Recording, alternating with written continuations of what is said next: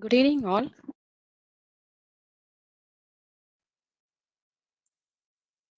Am I audible? Yes, ma'am. It's audible, ma'am. Yes, ma'am. Okay, thank you. Yes, ma'am. Welcome back to the second day of this enriching online 6-day faculty development program on AI and quantum computing, glimpsing near the future. It gives me immense pleasure to introduce our esteemed speaker of today's session, Dr. N. Jagadish Kumar, who is currently serving as an assistant professor in the Department of Data Science and Business Systems at Sairam University, Katanguluthur campus. Professor is an eminent academician and researcher holding a PhD in computer science from the prestigious Anna University and a master degree in computer science from the prominent Madras Institute of Technology. With over 10 years of teaching experience in reputed institutions and more than 7 years of corporate training expertise in data warehousing and business intelligence, Dr. Jagadish Kumar bridges the gap between academia and industry seamlessly.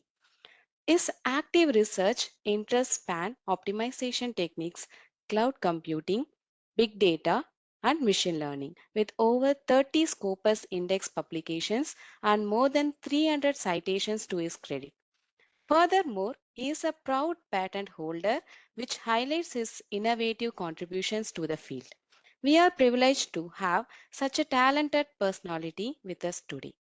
Without further ado, I invite Dr. Jagadish Kumar to enlighten us with this session. Sir, the virtual floor is yours.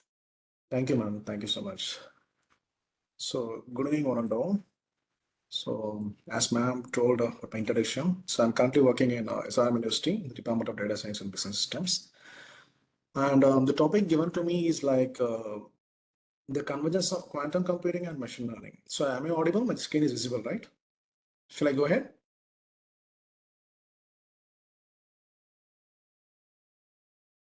Am I audible? Yes, sir. Yes, sir. Yes, sir. Okay, fine. Thank you. Thank you. Okay, in today's session, my plan is to narrow down the concepts. So unlike discussing about the broader perspective of the quantum computing, I just want to narrow down the concepts like quantum circuits and how the polarization of the photons of the light helping the quantum circuits. And also, since it is a convergence of machine learning platform, I'm going to discuss a very few points about the k-nearest neighbor algorithm.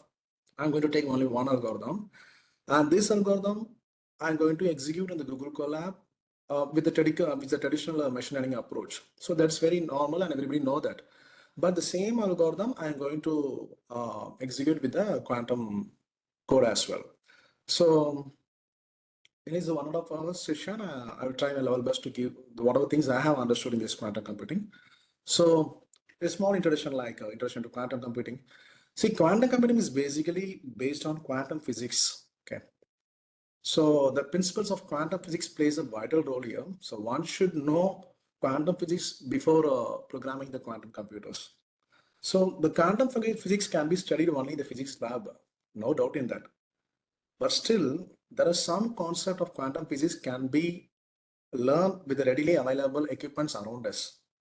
One such concept is called the polarization of light.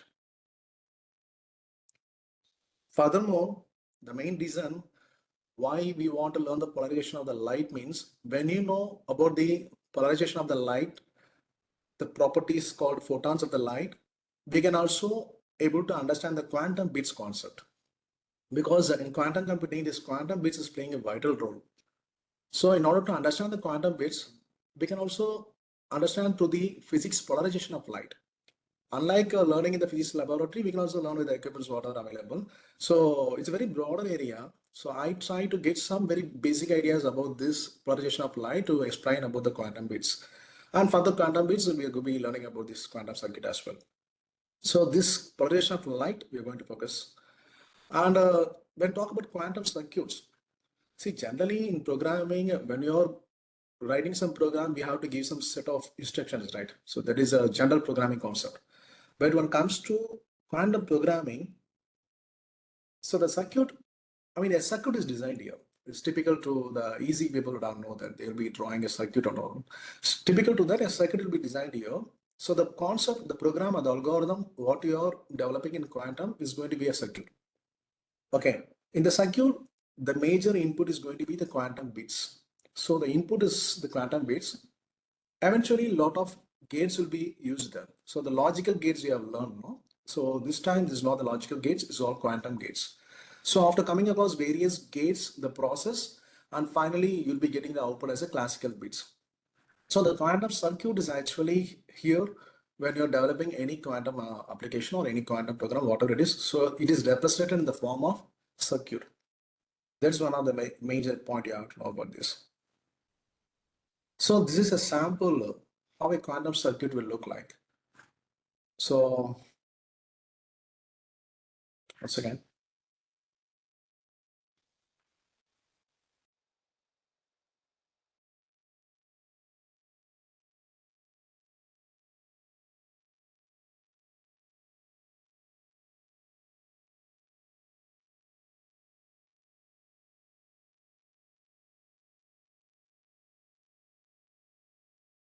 Okay, so this is a circuit. This is called quantum circuit. So whenever we are doing a program, end of the day, the program will be constructed into a circuit like this. We can even visualize a circuit. In the circuit, this Q0, Q1, Q2, these are all called quantum bits. Okay, this is going to be the input. And this H is called a hard mark gate. So I said no, this quantum circuit consists of quantum bits processed by the gates, and then the result will be the classical bits, will be the output. So Hartman gates is one type of gate that is actually used here for processing. I mean, a process called superposition will be happen using a Hartman gate, and also these are all controlled gates. Okay, and there are something called Pauli gates, and these are called the measurements. So when I'm talking about this, like Hartman gate, Pauli gates measurements, seriously to be very blank to you, I know that, but just to try to see this circuit how it is actually try to observe this. That's enough. We'll be learning what is this Hartman gate and these things and all. So this is a circuit of quantum circuit. This circuit you're not going to design. You're just going to do the program. That's all. The program on the back end is going to be the circuit. Okay. However, we have to focus only on the program only. Okay, not the circuit. Circuit will be developed automatically, but these are the components will be there in the circuit. Just I want to tell this. So the output of the quantum circuit is always going to be the classical bit. Okay, so qubits will be given as the input, and the qubits will be processed with the gates inside the circuit, and finally the measurement will get the result, and that result is going to be the classical bits. Classical bits, normal bits, that is zeros and ones, no, that is classical bits. So qubits, quantum bits. So this is a basic unit of quantum computing, similar to the classic bits in a normal computer. In a normal computer, we used to tell, no, normal computer, everything is processed using bits, that is zeros and ones. Similar to that, quantum bits, that is also 0 and 1 only, not in a 0 or 1 concept, is in a different way. It is also 0, 1 at the end of the day. Or however, like classical bit, which can only be in 0, 1, qubit. In a qubit, it can be a superposition of both zeros and 1. This is the point I want to discuss. So a classical bit means 0 or 1, but qubit is also 0, 1, but it will be in a different way. That is called superposition. You can see what is superposition of both zeros and 1. So what is superposition? Here I have to talk about superposition. See, the term is whatever I'm using, those things are very important for quantum computing. So these are all the basic terminologies you should know. So starting from that, I was discussing about the quantum circuit. On the quantum circuit, I was talking about qubits. Qubits is nothing but like classical bits in the normal computer, that is zeros and ones. Here also zeros and ones only. But in the classical bits, it's either 0 or 1. No? Here, something called superposition. Superposition means is a probabilistic mix of 0 and 1. What is a probabilistic mix of 0 and 1? That is a twist here. See, for example, let us take an example of a coin. Okay, when I'm tossing the coin, it may either head or it may either tail, right? Similarly, when you're comparing this with the classical bit, classical bit of the normal computers, 0 or 1, either head or either tail. Okay, 0 or 1, either head or either tail. This is called classical bit. When it comes to quantum bits, the superposition is when I am tossing the coin, flipping the coin will be in the rolling, just in the air it is rolling, flipping. By the time it has a mixing probability of 0 and 1 unless it is landing down. Can you get my point? By the time it is having the mixing, still it is rolling, it is not even landed to the ground. Then only we'll come to conclusion that it is head or tail. During the mixing, during the rolling, by the time the mixing probability of 0 and 1 is called superposition. So the qubits will always play a role with the superposition. So by the time you are getting lot of probabilities, mixing probabilities, 0, 1, 0, 1, 0, a lot of probabilities will be there unless it is getting landed. Okay, so superposition is a mixing probability. We can also say superposition means a qubit can be in a state between 0 and 1, like the spinning of coin. Between 0 and 1, we don't know, unless the coin falls down, we don't know whether it is a 0 or 1. Until that, while spinning, it is going to be the mixer probability only. That position is called superposition. Okay, so measurement. During the measurement only, the qubit get collapsed. The qubit means the coins get collapsed here. It falls either 0 or either 1. So measurement will be carried on by that time. Okay, measurement will be carried on only during the collapsing time, either 0 or 1. Okay, so unlike classical bits, this kind of qubits is working is totally different. Totally different. Got it or not up to this? Like the superposition, the mixing probability, and the measurement during the collapse. Once it is formed, it's collapsing to either 0 or 1. That is called measurement. Okay, when the coin stops, it collapses into either head or header. That is what the measurement is. Measurement starts there. We have to measure there. The qubit has to be measured there. Okay, and there is a concept called entanglement. Entanglement means multiple qubits links to work together more powerfully. This kind of entanglement actually enabling a quantum computing to be the most powerful one. So it can able to work much only because of this entanglement process, because already qubit itself something different. It's not 0 or 1.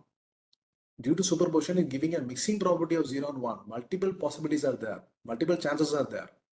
Okay, during the mixing probability, it started working. Okay, at the same time, when I'm talking about the entanglement, multiple qubits linked together, to work together. So it is having more powerful way of producing a faster execution. So suppose we are telling that we have two qubits A and B in a state like A and B are both 0 or A and B are both 1. Okay, when you measure qubit A, okay, when you're measuring it, when you're measuring means it will be collapsed to either 0 or 1, I said. When you're measuring qubit A, suppose it collapsed to 0, then qubit will also be 0. Suppose if it is collapsed to 1, then qubit B will also be 1. So when multiple qubits are linked together, multiple qubits will also behave in the same way. This process is called entanglement. Okay, I'm just giving some basic idea about how these components inside this quantum circuit is working. Okay, so these are all the important things you should know about a quantum circuit, that is qubits. Okay, when I talked about this Harman gate, this Harman gate is actually responsible for this superposition. Superposition means the qubits will be spinning, into multiple states with a mixed probability. Okay, we don't know which probability we can able to get it. That is called Harman gate, which take care of this point. And the C0 controlled gate, this controlled gate is actually responsible for the entanglement. I said no, multiple qubits will be connected, so working together. And this meter-like symbol is there. No, this is called the measurement. When the qubit is collapsed to either one of the state, the measurement will happen here. And this X and Z is called Pauli gates. Pauli gates is like manipulating the qubit. After the entanglement, the role of Pauli gates will start. So it's like manipulating. It's like a phase shifting operation will be carried over here. So these are all the different things you should know about the quantum circuit. Hope you all understood about the quantum circuit, the basic thing about the quantum circuit. Got it? Shall I move on? Okay. So the next thing is like I said, no, the polarization of the light is also can able to play some role in the quantum bits. See, the photons of the light have a property called polarization. Polarization is caused by the angle of electric and magnetic field. Ignore that, no problem. The photons of the light have a property called polarization. So polarization has a quantum behavior. That is the reason we are learning the polarization of the light. The polarization has a quantum behavior that we can experience through objects that we are using every day. For example, you're using the polarized sunglass, no? Mostly everybody would have used that polarized sunglass to reduce the glare. And also the photographers use these polarized lens filters to reduce the reflection in the photos. So polarized sunglass and these are the things that are everywhere around. You can also see in the Amazon website, polarized sunglass and polarized film. Okay, these things are available in your Amazon website itself. So it is very common thing only. This polarized glasses is actually we are going to use for the experiment. The most important reason we study the photon polarization is because this polarized photons behave exactly like quantum bits. So the quantum bits is the ultimate very important thing for the quantum computing. This photon polarization is actually behaving like quantum bits. That is the reason we are learning about the photon polarization, the light polarization. So okay, so again, the quantum bit is a very fundamental for the quantum computing, and it is similar to the classical bits, the normal zeros and ones. Suppose you are imagining an experiment of the photons. See, consider you are watching the session in the screen, no? The screen on which you are watching the session, the screen is a source of light. Actually, the screen is having a light, right? It emits the photons. Right now, the screen we are watching, no, it emitting the photons, which is traveling away from the screen and reaching your eye. These photons have the quantum property called polarization. The light which is emitted and when it is reaching our eye, no, this photon is actually having the quantum property called polarization. Okay, this property is called angle of polarization. This quantum property is called angle of polarization, and the photons are polarized at an angle theta. The photons are polarized at an angle theta. So here, suppose the polarization angle theta is no, if it is zero, we call it as horizontal polarization. Suppose the polarization angle, we said if it is 90 degree, we call it as a vertical polarization. Okay, the theta can also be in any angle between 0 and 90. Any angle between 0 and 90. If it is in 0, it is horizontal polarization. If it is 90, it is vertical polarization. See, end of the day, in the quantum computer, the vertical polarization in the angle of 90 degree, no, it's called qubit value. Qubit value is going to be 1. I said qubit is also similar to the classical bits, ones and zeros only. Okay, how it is generated matters here. The photon, like when you're talking about the photon light, the polarization, when it is vertically polarized, we call it as qubit value 1. When it is horizontally polarized, we call it as qubit value 0. So vertically polarized means it is 90 degree, and horizontally polarized means the angle should be 0. So we can still learn more about this. See, suppose you can see a rectangle black color box here. So this is the screen you are watching that. Just imagine that this is the screen you are watching. Okay, so this is actually vertically polarized. This is vertically polarized. The rays are passing vertically. Okay, suppose I am giving a polarization filter. Suppose I'm giving a polarization filter. The polarization filter, no, just now I told, no, the polarized sunglasses or polarized frames like that. When I'm giving a polarization filter, again, it is also vertical and it is 90 degree means, and it is 90 degree means it is actually, we can see the filter is completely transparent because it's going to pass all the rays completely to the through the polarization filter. Okay, vertical polarization filter allows all photons which are vertically polarized to the pass through, because the screen is also emitting vertically the vertical polarization, and also the filter is also vertically polarized, so the lights are passing through. So we can say this is actually completely transparent.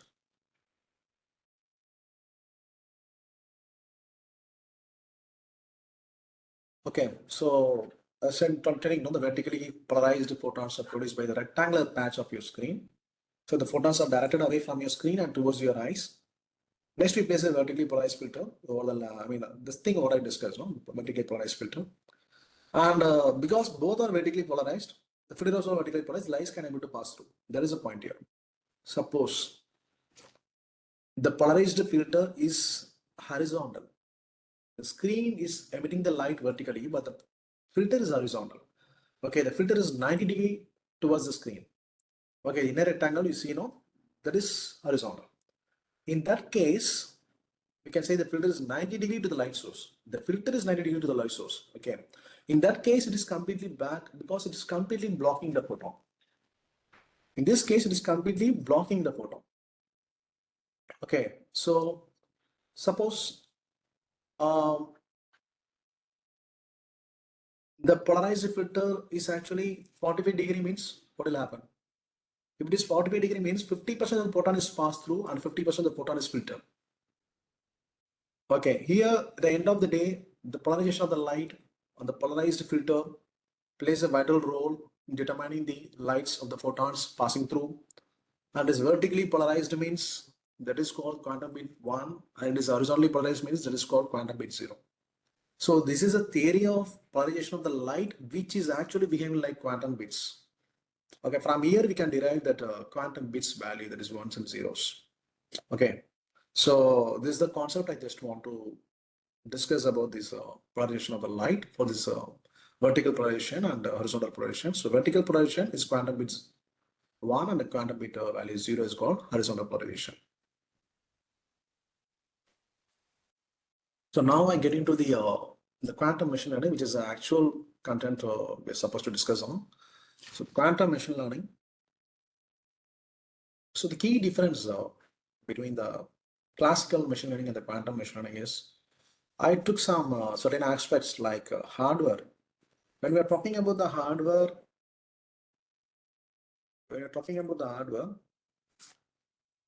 is classical processor only we are using, like we will be using CPU, GPU, or TPU, right? Generally in classical machine learning, we are using in your system, sometimes you're using Google Colab, the Cloud Colab, where the Cloud GPU, TPU will be used, fine. What they're using in quantum processor, the quantum processor machine learning, they're using quantum processor, and there are something like superconducting qubits and trapped ions. These are all the different quantum processors they're using for quantum machine learning. For the computational model is classical bit only zeros and ones. For the computation, it is classical bit only zeros and ones, whereas in quantum bits, here it is quantum bit 0, 1. Okay, it may be either 0 or 1. Here 0, 1. Okay, on a superposition basis, that is during the flipping of the coin, it is coming across different missing probabilities. You know, that state is actually going to work, superposition. And also I talked about the entanglement where the multiple qubits will be connected. Okay, behave in the same way where the one state behaves. So that is quantum bits. And data representation can be vector and matrices. When it comes to classical machine learning, most of the time you have seen that vector and matrices will play a vital role. And here the data representation is in the form of quantum states and registers. Okay. And data processing like sequential or parallel classical computation, whereas in quantum gates apply to qubits for parallelism and interference. So here both sequential and parallel can be done. Here maximum parallel operation is done. So this is a key difference to know about the classical machine learning and quantum machine learning. So with a small introduction of the k nearest neighbor classification, generally most of the people would have learned this algorithm. So it's one type of supervised machine learning algorithm, which is very popular among machine learning concepts.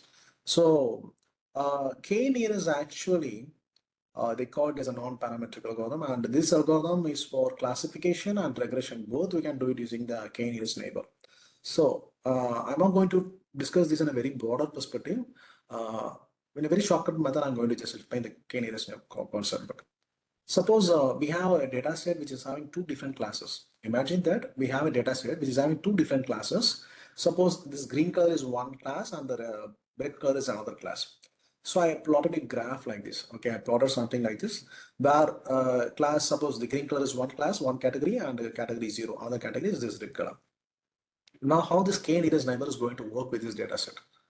See here, in the k nearest neighbor, the first step what you have to do is you have to determine the k value.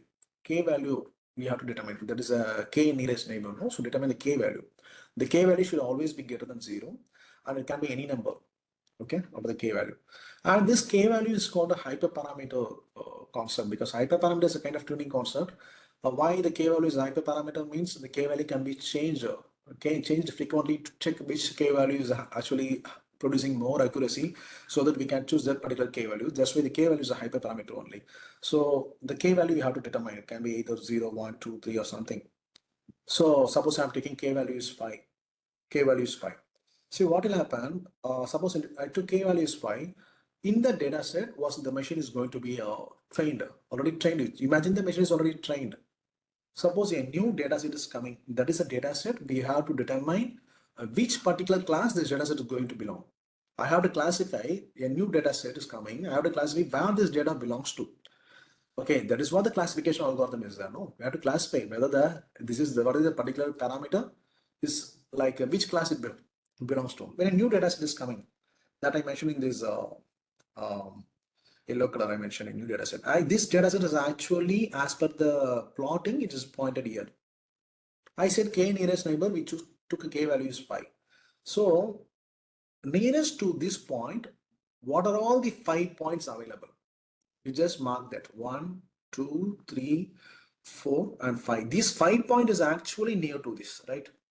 Compared to other points in this data set, only this 5 point is actually near to this. Okay, among these 5 points, because the k value is 5, so we took only 5 point which is near to this. Among these 5 point, in which category it has maximum? I think the green one has the maximum with 3. The red one is having maximum with 2. So we have to come to a conclusion that this new data point actually belongs to the category 1. Since maximum from the k value is 5, from the maximum nearest point is from the green category only. So this particular data set belongs to category 1. So this is the concept of k nearest neighbor. Okay, so how this actually the main point or the main concept behind this k nearest neighbor is the distance between the new data point and the existing data sets, the training data sets. We have to calculate the distance, no? So just like that, I can't put the distance here. There should be some measurement should be happen in a systematic way. That measurement plays a vital role here.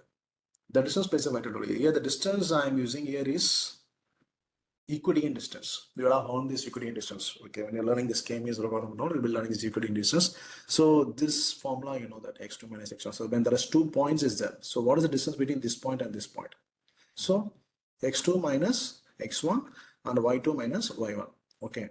By the graph, you'll be plotting the x-axis, y-axis. When you are computing that with this formula, you'll be getting a distance value. Similarly, suppose you take that this is a new point. Suppose you take that this is a new point. You have multiple points around. Okay. So calculate the distance from here to here, here to here, here to here, using this formula. Finally, the shortest distance is the one where this particular new point is going to be belong. So the distance measure is actually happened using this Euclidean distance formula. Okay. And there is another distance called Manhattan distance. You would have heard about this. This is another distance formula, but it is slightly different. See, it is also called as taxi cab distance formula, because taxi cab means mostly that is Uber and this taxi cab apps and all. They are calculating distance using this formula. Why it is called taxi cab distance means, suppose, see this picture here, suppose this is my source point. I have to travel in the taxi to this destination. Okay. When I calculate the distance, I can also calculate the distance from here to here. I can also calculate the distance from here to here. Okay, this is what we done in the previous case.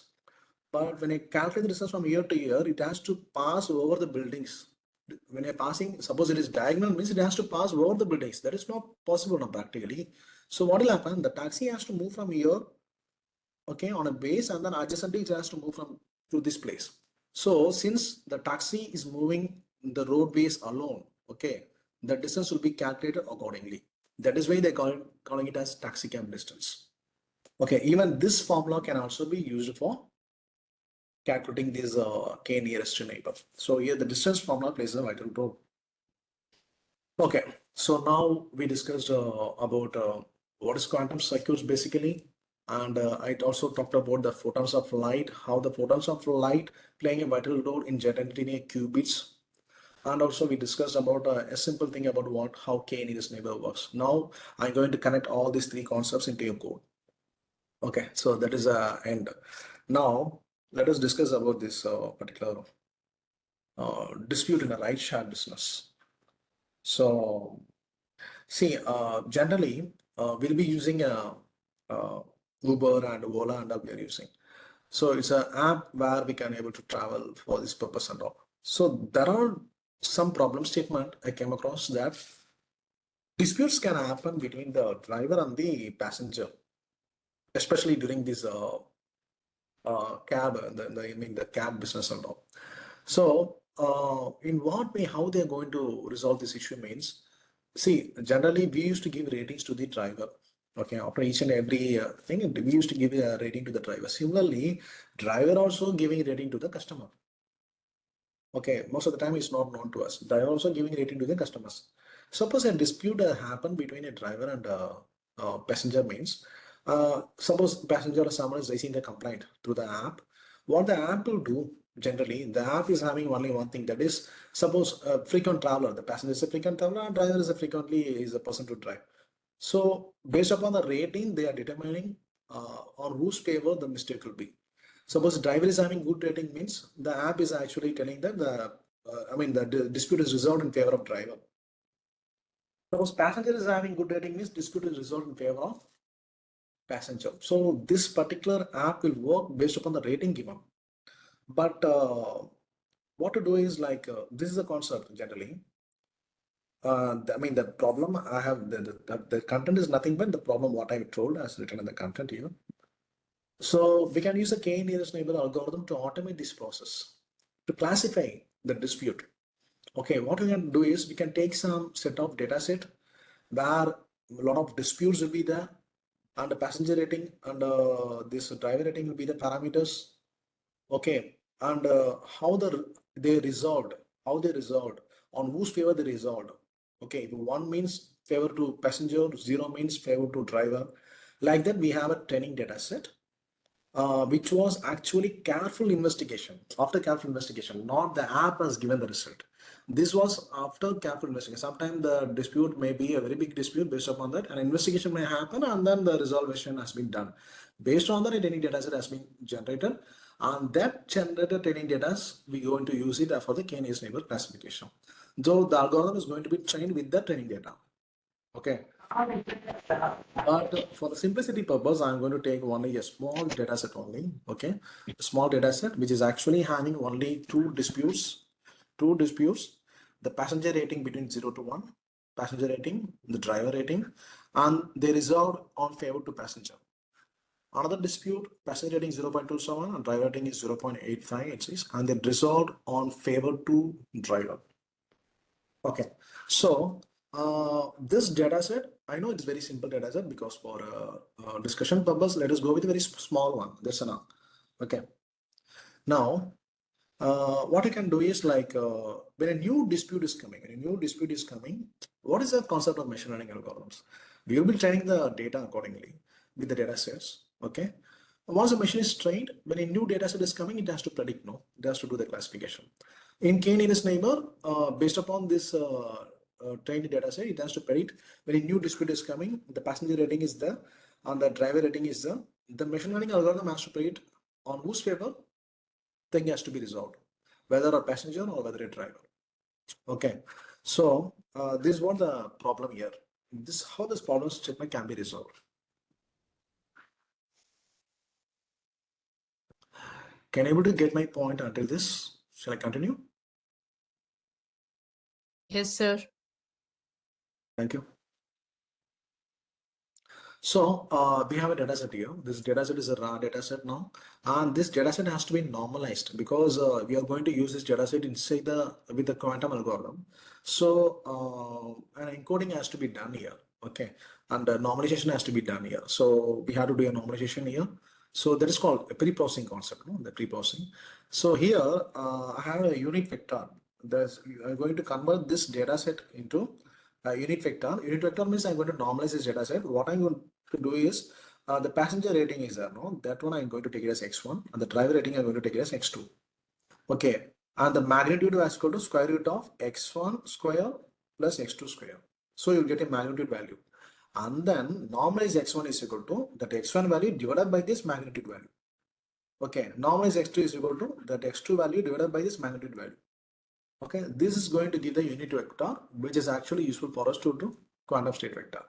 So for that, we are going to do this. Okay, and to ensure the normalization, the normalized x1 square plus this normalized x2 square should be equal to 1.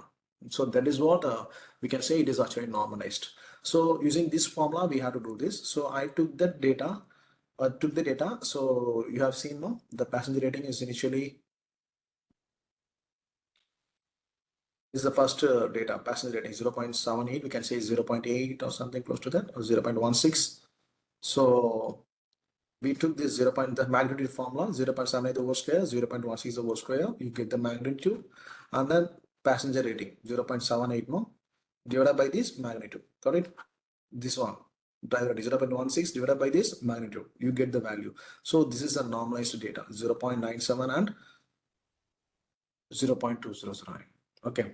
And similar to that, for the second dispute also, you are calculating the same thing. Like you have passenger rating here and driver rating here. You are finding the magnitude value here. On the magnitude value, what are you going to do here? The passenger rating divided by magnitude rating. And then driver rating divided by magnitude rating. And again, you're getting the normalized value here. So once all this process is done, for the new dispute also, you have to do. For the new dispute also, you are doing here. And finally, you are getting a new data set where it is normalized. Where the data set is normalized, okay, now it is suitable for quantum state vector. In order to use it for quantum state vector, you're going to normalize it. See, it's not only quantum state vector. Any machine learning algorithm, before we are training, we have to do pre-processing. Okay, the pre-processing depends upon the data set and depends upon the algorithm. Okay, here since you are going to use it for quantum computing, this algorithm, it is good for us to normalize the data. End of the day, normalized data even better for the classical algorithm as well. Nothing wrong. So it's time for me to do a hands-on session on this. So I'm about to complete the session after this hands-on. So after this, you're clear, I think. So in the hands-on, what I'm going to do is this k-nearest neighbor concept with the same data set, now what I shown with the same data set, I'm going to run a program in that Google Colab, and then I'm going to run the same thing in the quantum machine learning code as well. See, I'm going to use only Google Colab here. So Google Colab, you would have already familiar. Most of the people would have used it. So I have solved this already. So I can't sit and type now. You know, it will be a time-consuming process. So already solved. I'll just execute and show each and everything. So the first thing what you have to do is, I think you should have familiarity of using this Google Colab. Okay, hope you all know this. For generally for machine learning, Jupyter Notebook, most of the people will prefer. Some will prefer the Google Colab, and this is actually an Python environment where all the modules, everything is inbuilt. Okay, you can just import and we can use it. So in our case, for this quantum computing, some models may not be available. Some libraries may not be available. So especially a library called Qiskit and a library called Qiskit AER. These are all IBM's library. This library actually essential for us to run this quantum computing code. For that purpose, first you can install it manually. Okay, by using this command pip install Qiskit and pip install Qiskit AER. Using this command, you can install manually. Once we are given this command and you're giving install, it will take some time, some very few seconds to install, and it will install.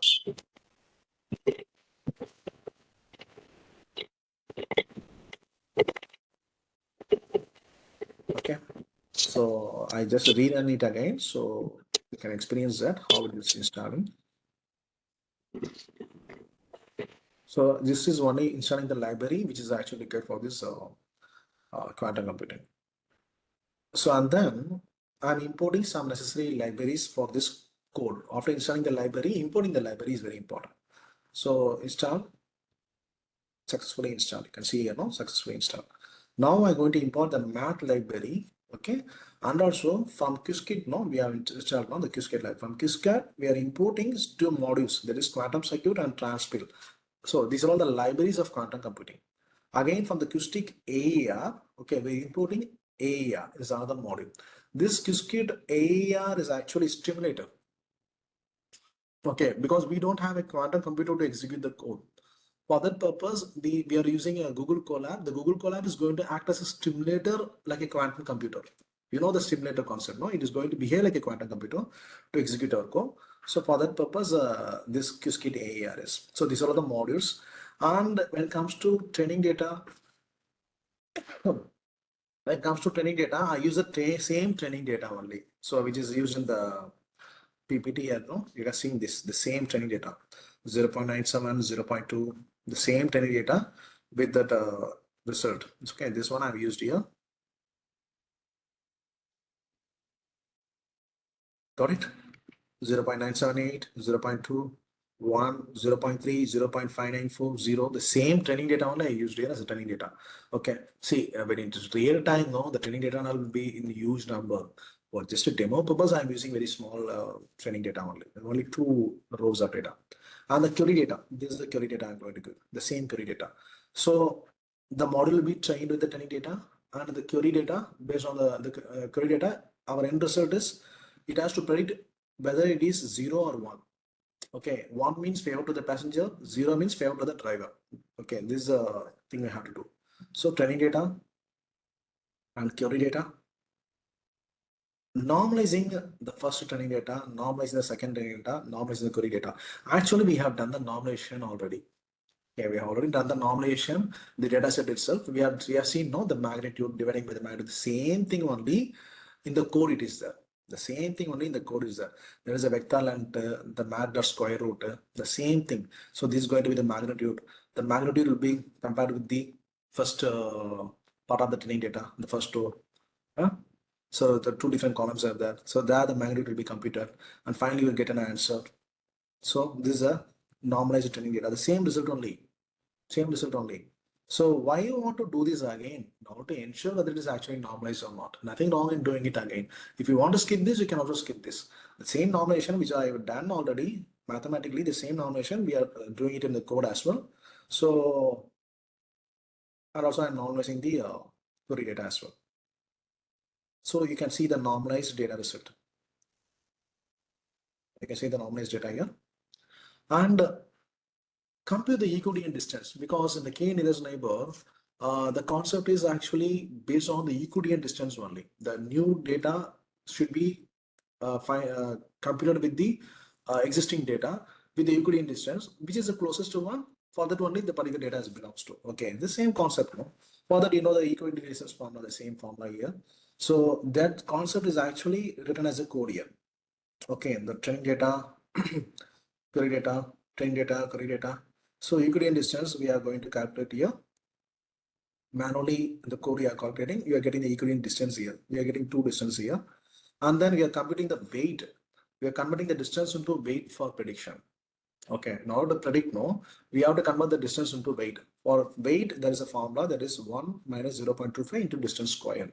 When you are computing this weight formula here, so these are all not algorithm, these are all code. We are just code using this math library. We are directly coding here. This is not the direct algorithm we are using like scikit-learn and all. So directly we are coding here. While coding, I'm getting some weights here. Okay, so we are getting the weight value 0.96, 0.87. So and also we are normalizing the weight. For normalizing the weight, again using another formula.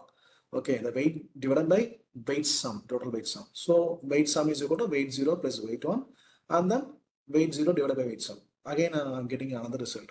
Okay, now I got 2 results, 0.52 and 0.47. 2 different data I got. So finally, I'm printing the probabilities of each class. So the probability of each class is actually going to give the result. The new data belongs to which class. Okay. So print the classical machine learning output. So printing the probability of 1 is equal to weight 0. Weight 0 is nothing but this one. Printing the probability of 0 is equal to weight 1. Weight 1 is nothing but this one. So compared to this in the result, which one is having the maximum? Probability of 1 is having the maximum compared to probability of 0. So probability of 1 is greater. So it means that the new query data is actually belongs to probability of 1. 1 represent passenger. 1 represent passenger, right?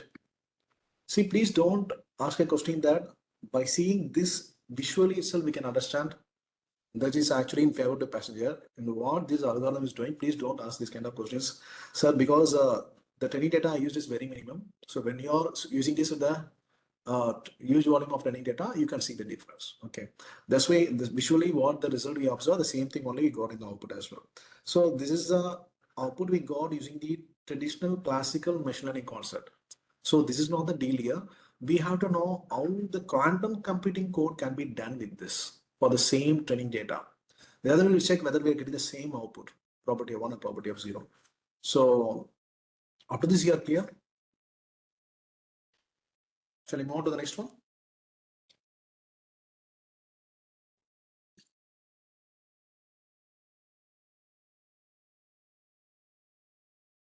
Any doubts?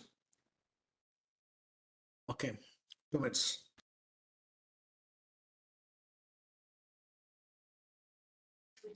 Hello, sir.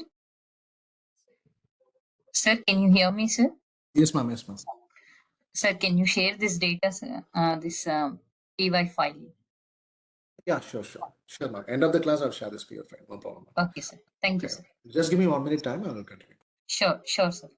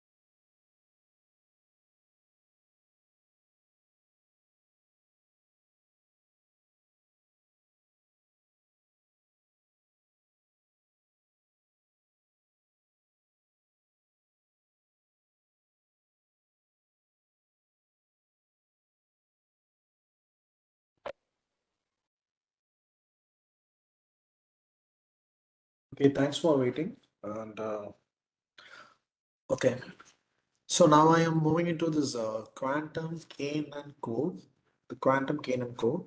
On the same file itself, we can do this, no problem, because already the training data and everything was there and it was normalized as well. We can directly use the same thing here in the quantum K&N code as well.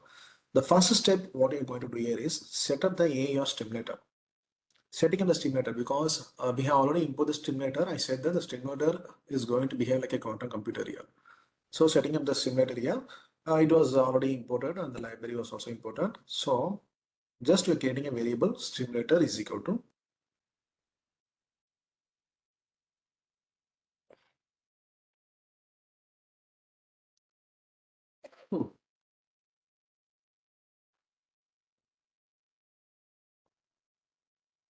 so continuity is there. So that's why I have to run all these blocks.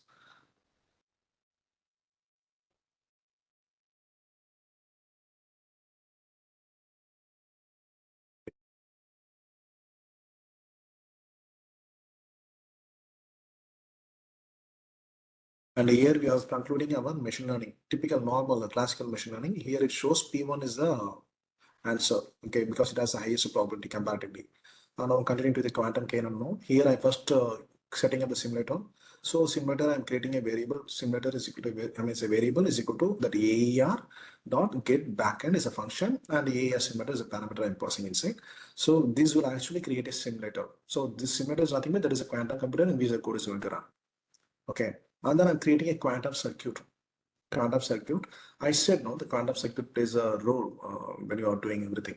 So for that, we need qubits. Okay, here I'm taking 4 qubits and 2 classical bits because the classical bit is going to hold the result. Classical bit means normal zeros and one, normal bit only. That is going to get the result end of the day, and qubits is going to be processed here.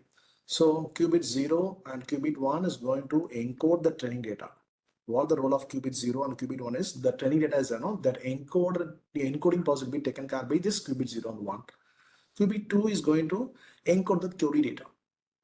Qubit 3 is used for superposition. I talked about superposition, right? That is very important here because that is going to spin the data. As I spin the coins, it is going to take the multiple possibilities of the qubits here. So qubit 3 is going to take care. So the circuit is equal to, circuit is a variable here. Can you see circuit is a variable here is equal to quantum circuit a function using qubits 4 and 2 classical bits. Okay, this is a concept here. I'm just running it. So the thing, whatever you learn in the quantum circuit, everything is going to play a role here. And finally, next I'm going to initialize the qubits. Okay, so initializing the qubit is nothing but the qubit has to be encoded. Okay, in our case, 4 qubits are there. So 4 power 2 is equal to 16. So 16 elements has to be there in the initial state. Okay, so this is actually taking all the training data and the 16 elements are there. So this is going to initialize the circuit.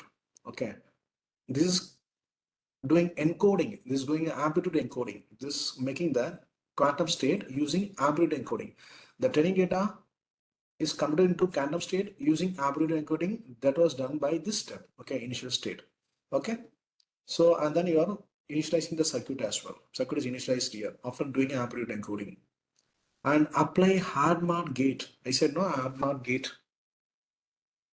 So qubit 3 into superposition. Hard-mod gate is actually used to place a qubit 3 into superposition. The hard-mod gate creates an equal superposition state. So I said no superposition. So this hard-mod gate is going to do that. Okay, it will take the qubits and it will convert it into this superposition. Superposition is nothing but, as I told before, missing probabilities of the zeros and ones will be taken care by the Harman gate only. So how we can do that? Just to use the circuit. Circuit is initialized here, no? Just with the circuit dot H3. H3 means the third qubit, because on the third qubit only you are going to use that Harman gate that we have mentioned here already. I said no, qubit 3 is used for superposition. That's why the third qubit, S3 is actually representing the third qubit. Understood? That's why circuit.S3 is for Harman gate. H is representing Harman. 3 is representing third qubit for Harman gate. And save the intermediate state after Harman. After doing Harman, see the best part in this quantum circuit designing is you can save the intermediate state. Intermediate state can be done. Then and then you can say the intermediate state. Up to this, what is happening? Up to this, what is happening? That can be saved with the label. Similar to the save point, no, in the SQL, not the queries, what you're giving, you'll be giving some save point. Similar to that, we can do save intermediate state as well. For that, this is a query like circuit dot save underscore state vector. Say the intermediate state. Save underscore state vector is a function. And you have to label with any label name. We can use any label like V1, V2, V3 or anything, not V1, it can be A1, A2, anything. This is a label name. So here up to this whatever happened that is saved here. This is one state. Up to this state you are here. Up to this what happened?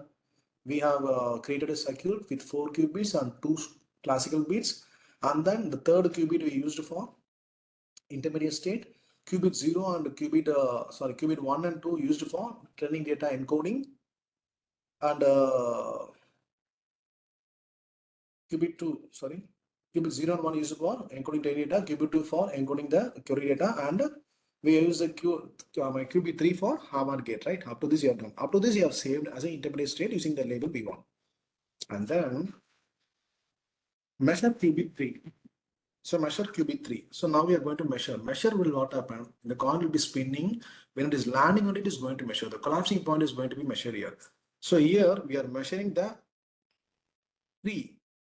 Okay, we are measuring 3. And the result is stored in classic bit 0. I said no, 2 classic bits will be there, zeros and ones. So in that, we are measuring the 3. 3 means third qubit. Third qubit is having superposition, because superposition is nothing but like flipping the coin. When the coin lands, measurement is carried on. Either it is 0 or 1 based on that. I said similarly, the measure is actually happened for the hardware gate, is a qubit 3, and the result is stored in the classical bit 0. That is a concept here. Okay, circuit measures, and then saving the intermediate state again. Again, I'm saving the intermediate state after the measurement. The circuit dot save state vector. This time I'm making the label as a V2. Okay.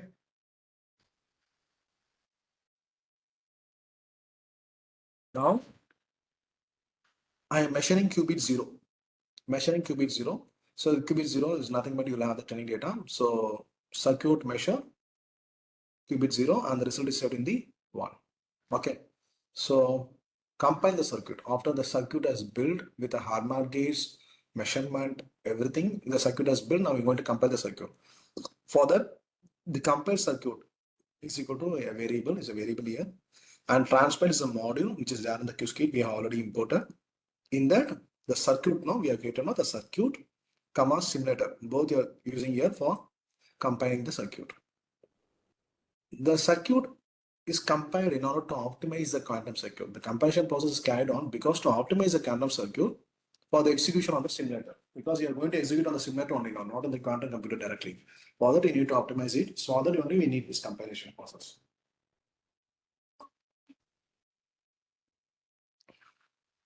How do I compiling the circuit? We are executing the circuit. For executing, see, I'm going to take a for loop here.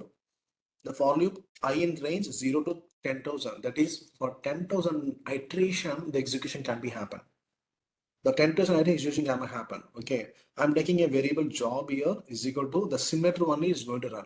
The simulator.run function compiled circuit. This compiled circuit only having the simulator. No, the compiled circuit comma shorts is equal to 1. 1 means for 10,000 iteration, for each iteration, take the measurement out. For each one measurement, for individual measurement, individual iteration, measurement will be taken out. That's why we are giving shorts is equal to 1. For every iteration, measurement has to be taken. So the circuit is compiled. The compiled circuit, actually, we are taking running it for 10,000 iterations.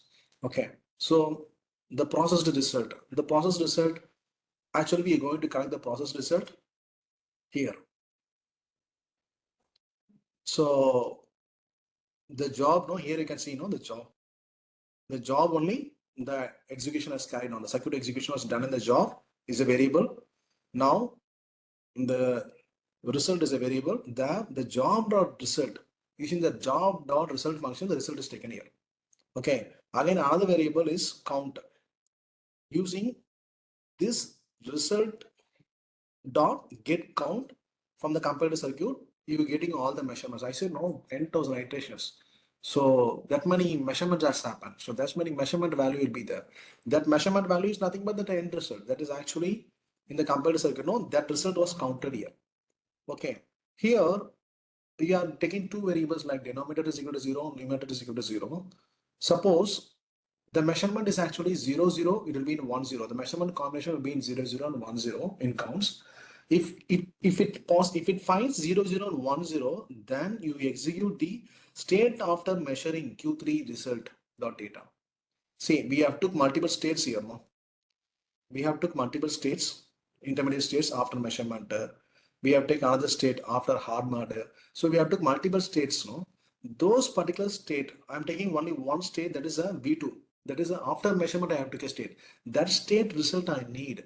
If I found the compiled circuit, the 0, 0 and 1, 0.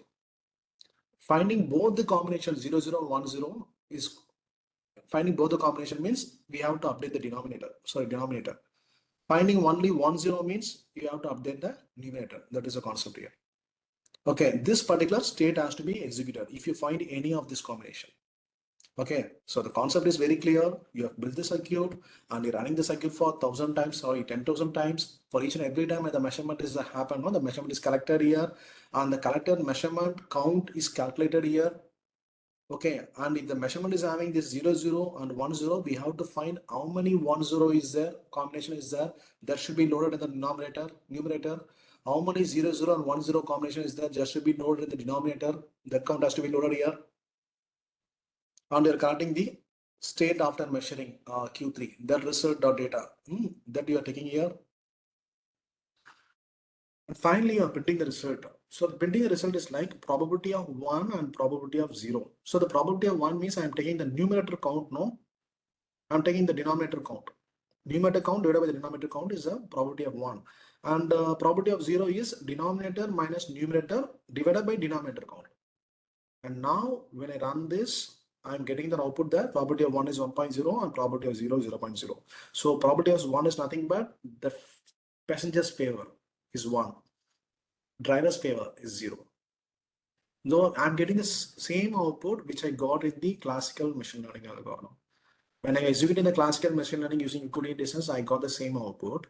The same data set when I'm using this circuit concept, this ARMAR gate, superposition, after using the circuit concept also, I'm getting the same output. Okay, so I'll share this P1B file. You can check this text I have given on the top so that you get an idea about what is done in the code. And this is the result, end result. And in order to show you the circuit, no, I can draw the circuit.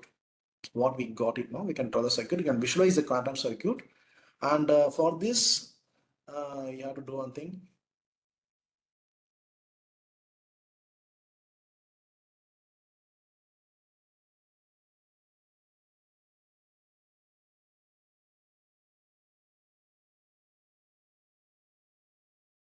So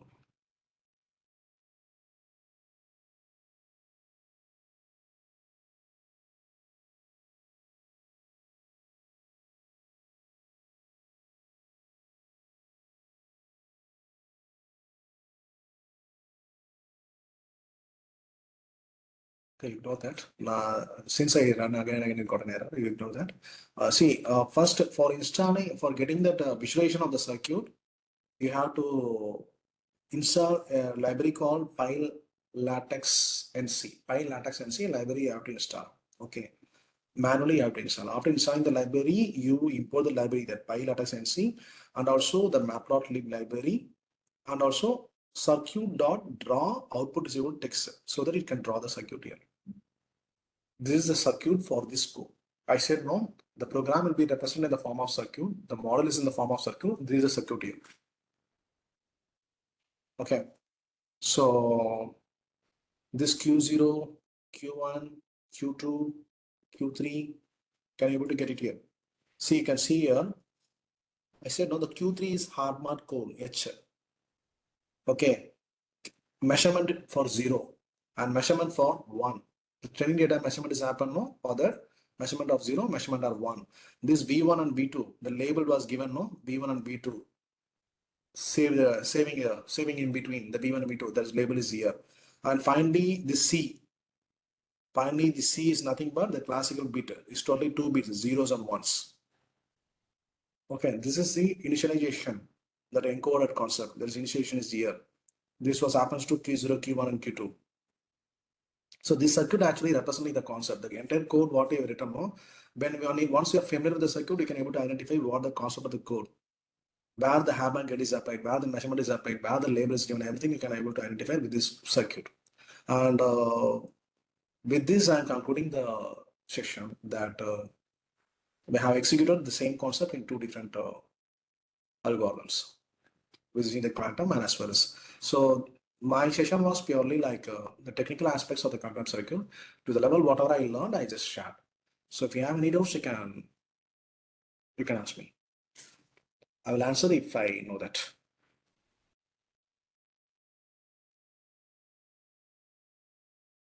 Any doubts?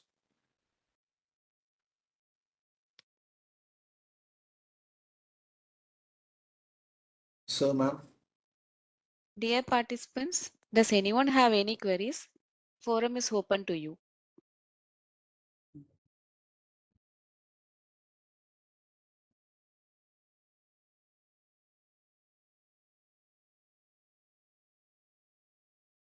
Madam, we are satisfied, madam. We are satisfied. Sir, I am having only one understanding.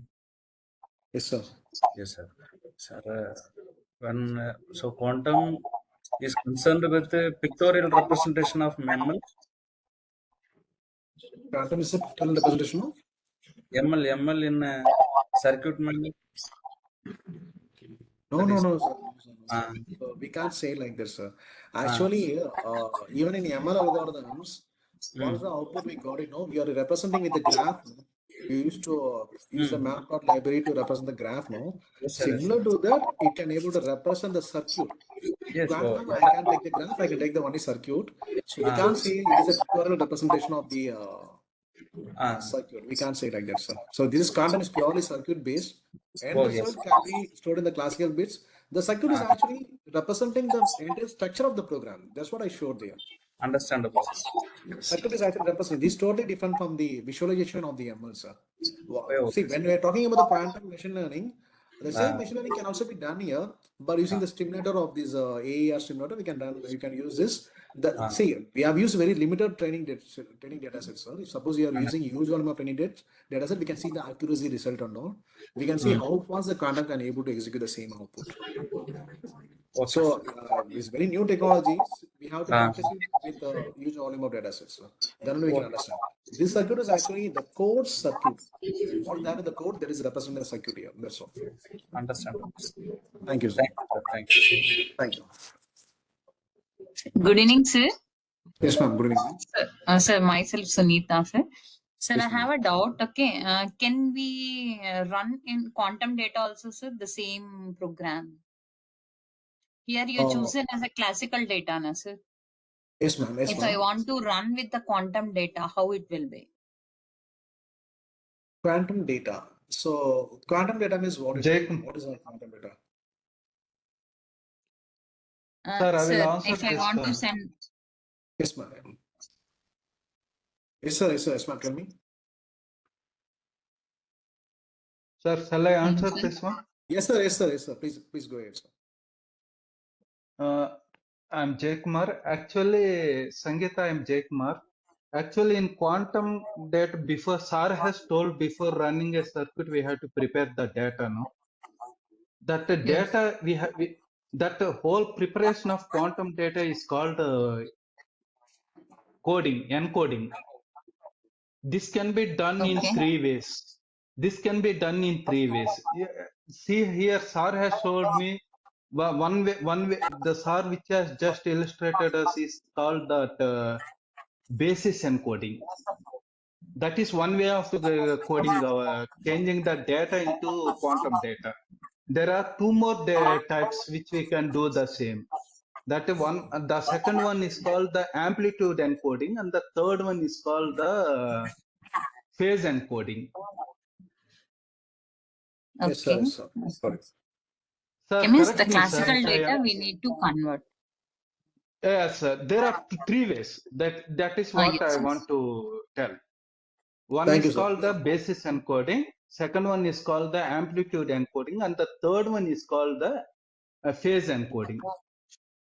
I think, sir, ma'am, Sunita ma'am's question was, instead of encoding classical data, can we directly use a quantum data? But ma'am, here, can Yes, you ma'am. tell us how Yes, the yes. quantum 1 minute, 1 data is minute. obtained? Yes, madam. We have to convert the classical data into quantum data, and this can be done in 3 ways. No, sir. Okay, fine. I know that one. The classical data we can convert. Can we run this program using quantum data? My question is that one. Ma'am, Yes, Yes, ma'am, sir. you Yes, can. definitely you madam. can. But Yes, Definitely you madam. We can. can. encode them. Same procedure only. You don't have to encode them. You can directly use it as a quantum state, ma'am. Okay. And Okay, then ma'am, use thank you, state is sir. density yes. matrix and other things for finding this thing like similarity or other things, ma'am. Okay. Thank you, ma'am. Good evening, sir. Myself, Dr. Manoj Best, Almoda, Uttarakhand, and very Yes, good sir. explained to in the quantum computing. Sir, my question is, generally, such work in ML in to AI based, and you work in the quantum computing. So, what is the best accuracy, sir? Ki the quantum accuracy is one, yeah, AI based accuracy is one. So you're asking that in what way the quantum is best compared to the AI based the machine learning. You're talking about that, Yeah. sir. Generally, I said no, sir. In the beginning of that, only I said no. In quantum computing, the processor is totally going to be different. Okay, Yeah, so the huge definitely. volume of data set can be processed here. So one thing you have to observe here, I was talking about the superposition concept, no? The superposition concept is actually the data is not landing to 0 and 1. Before that, the data is actually in the mixed probability. No? During that time, the processing is happening. Okay, so where a huge volume of process speed can be expected there. So that is the reason we are going for the quantum computing. We are doing a stimulator here because we have done with the stimulator only, that AES stimulator. So when we are using the quantum computing, we can expect a faster performance compared to the typical machine learning computers using the GPU or TPU. So end of the day, machine learning is going to give the very good frequency, very good accuracy, but still quantum computing is more faster comparatively. So that is the reason we are preferring quantum computing here for machine learning purpose. But how can we compare this? How can we compare this fasterness, or how can we when we are comparing with if I want to compare means I have to take the accuracy. I have to measure the accuracy. Okay. Suppose in the classification, when it comes to k nearest neighbor algorithm, we can have a confusion matrix and other accuracy parameters to compare. Similarly, for quantum computing, also some accuracy parameters will be there. Okay. No, accuracy is one factor. Are there any other factors for comparing this, comparing the classical? Ma'am, honestly speaking, I'm not aware of it because even I'm new to this technology. I just learned whatever I understood. I just thought here. Even I want to explore more about this advanced thing about comparing the things and all. So initially, I came up with a basic comparison only. So my ultimate thing is that you want to know about the QBs and the hardware code, how it can be implemented with this Google Colab. So later we can able to explore it, ma'am. Yeah. Thank you. Thank you. Thank you, sir. Thank you, sir. Anything else, sir? No, sir. Happy. Thank you, sir. Thank you, sir. Thank you. Aruna ma'am, can I wind up the session? Yes, sir. Sir, Thank thank you, you for sir. Jagadish, addressing. sir. Thank Ma'am, you thank for you so much addressing. for all the eminent professors who are participating in the session. Thank you so much for your patience. And I thank Sairam Institutions and HOD ma'am, Satya ma'am, and Aruna ma'am, coordinator ma'am, Nitya ma'am. And thank you everyone for giving me this opportunity. So it's a pleasure for me. Thank you so much. I hope you all enjoy the session. I'll share what of the content I have with me to the coordinator. Thank you so much for joining. Thank you. Have a Thank nice you day. so much. Thank you Thank you. so sir. much, Bye bye. Professor, Thank you. for Thank you, your ma'am. insightful and thoughtful provoking session. Your Thank deep you. knowledge and valuable insights into the field of machine learning have inspired us to explore further and apply them effectively in our respective areas of work. Thank you for spending your valuable time with us, sir. Thank you, ma'am. Thank you.